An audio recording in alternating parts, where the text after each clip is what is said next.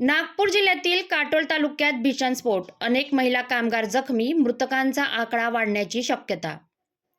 नागपूर तालुक्यातील राऊळगाव जवळील एनवरा परिसरात आज पहाटे भीषण स्फोट झाला असून संपूर्ण परिसर हादरून गेला आहे.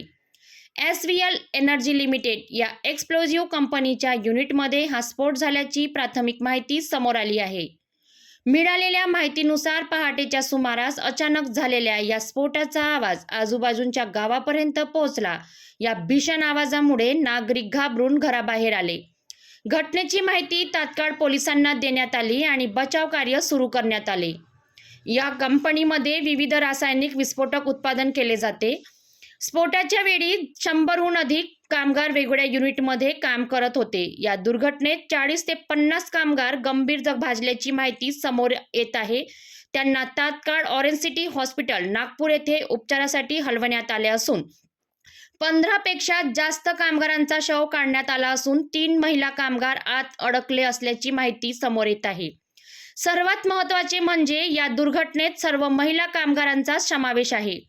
सध्या पोलीस आणि प्रशासन घटनास्थळी दाखल झाले असून पुढील तपास सुरू आहे. नेमका स्फोट कशामुळे झाला, सुरक्षेच्या नियमांचे पालन झाले होते का, या सर्व प्रश्नांची उत्तरे आता तपासानंतरच समोर येतील. पब्लिक टू PM न्यूज 24 आपल्याला या घटनेचे प्रत्येक अपडेट सर्वात आधी देत राहील.